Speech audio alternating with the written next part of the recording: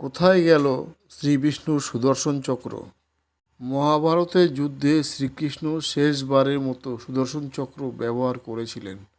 তারপরে সুদর্শন চক্রের উল্লেখ আর কোনো গ্রন্থেই করা হয় না। বন্ধুরা, সুদর্শন চক্র এতটাই শক্তিশালী যে বর্তমান যুগের বম ও মিসাইলও এর থেকে অনেক কম শক্তিশালী। পুরাণ মতে অশুভ শক্তির দমন ও শান্তি ফিরে পাওয়ার জন্য বিষ্ণু এই সুদর্শন চক্র ব্যবহার করতেন। কিন্তু হঠাৎই একদিন এই চক্র উধাও হয়ে যায়। এখন প্রশ্ন হলো, এই চক্রটি কোথায় গেল? বর্তমানে কোথায় আছে এই চক্র? সুদর্শন এক সংস্কৃত শব্দ। সু, যার বাংলা মানে হচ্ছে ভালো, আর দর্শনের অর্থ দৃশ্যমান, মানে ভালো দর্শন বা মঙ্গলময় দর্শন। শিশুপালকে বধ করা হোক অথবা রাক্ষসকে দমন করা হোক, সুদর্শন চক্র শ্রীবিষ্ণুর বা কৃষ্ণের অবিচ্ছেদ্য সঙ্গী ছিল। কেবলমাত্র বিষ্ণু বা তার অবতাররাই এই সুদর্শন চক্র ব্যবহার করতে পারতেন। এই অস্ত্রের নিশানা কখনো লক্ষ্যভ্রষ্ট হতো না। ভগবান বিষ্ণু বা ভগবান শ্রীকৃষ্ণের ইচ্ছা শক্তিতে চলতো এই অস্ত্র। যে কারণে এই অস্ত্রকে ছাড়া হতো, সেই কারণ সমাপ্ত না করা পর্যন্ত এই অস্ত্র থামতো না। সুদর্শন চক্র শত্রুদের উপর নিক্ষেপ করার পর সুদর্শন চক্র শত্রুর পিছু নেবে এবং একই ঝটকায় তার ধড় থেকে তার মাথা আলাদা করে দেবে। এই চক্র কখনোই কোনো ভুল কাজ করতো না এবং ভগবানের ইচ্ছা শক্তিতে চলতো। এই কারণেই শ্রী বিষ্ণু বা কৃষ্ণ খুব সাবধানে এই চক্র ব্যবহার করতেন। মহাভারতের যুদ্ধেও ভগবান কৃষ্ণ এই চক্রটি শেষবারের মতো ব্যবহার করেছিলেন। তারপরে কোথায় গেল সেই চক্র? তবে তার আগে এটা জেনে নেওয়া প্রয়োজন যে এই চক্রটি দেখতে কেমন ছিল। চক্রের আকৃতি নিয়েও পুরাণে আলাদা আলাদা মত আছে। ঋগ্বেদ অনুসারে এটা এক গোল চক্র, যাতে 108টি ধারালো ব্লেড আছে। এই চক্র কয়েক যোজন যাত্রা অতিক্রম করতে পারত।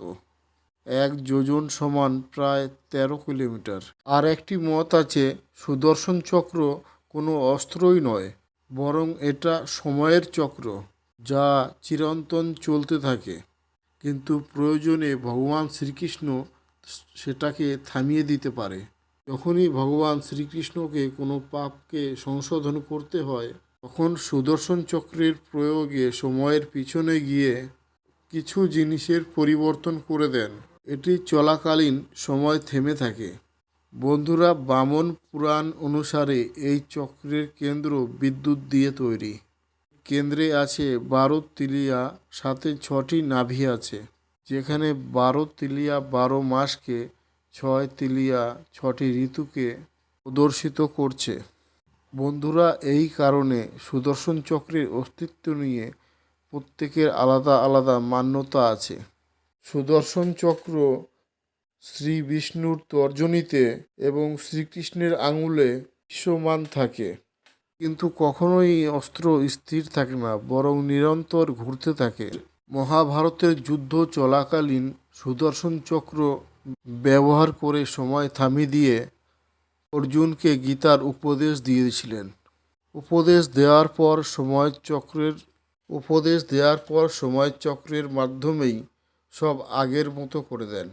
জয়দ্রথকে বধ করার জন্য তিনি এই চক্রের ব্যবহার করেছিলেন। আসলে অর্জুন পুত্র অভিমন্যুকে চক্রব্যূহের মধ্যে ভ্রমিত করে বধ করা হয়েছিল।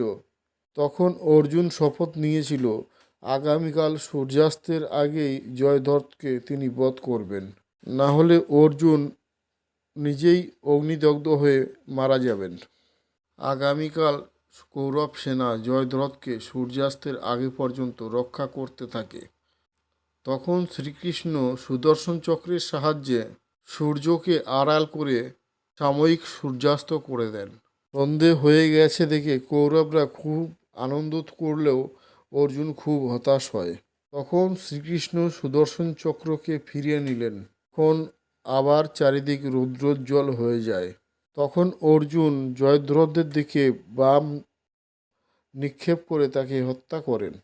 এইভাবে শ্রীকৃষ্ণ সুদর্শন চক্রের সাহায্যে কৌরবদের মন ভ্রমিত করেছিলেন। আর এইভাবেই অর্জুন তার পুত্রের মৃত্যুর বদলা নিয়েছিলেন। বন্ধুরা, ভবিষ্য পুরাণ অনুসারে শ্রীকৃষ্ণের দেহত্যাগের সঙ্গে সঙ্গে সুদর্শন চক্র মাটিতে বিলীন হয়ে যায়। সুদর্শন চক্র যেহেতু ভগবান বিষ্ণুর অবতারদের হাতেই থাকে, সুদর্শন চক্র আবার আবির্ভাব হবে ভগবান বিষ্ণুর নতুন অবতার কল্কি অবতার যখন জন্ম নেবে। বিষ্ণুর অবতার কল্কিদেব যখন জন্ম নেবেন, তখন তিনি সুদর্শন চক্র খুঁজে পাবেন এবং তিনি সেই সুদর্শন চক্র ধারণ করবেন এবং পৃথিবী থেকে সমস্ত পাপ বিনাশ করবেন।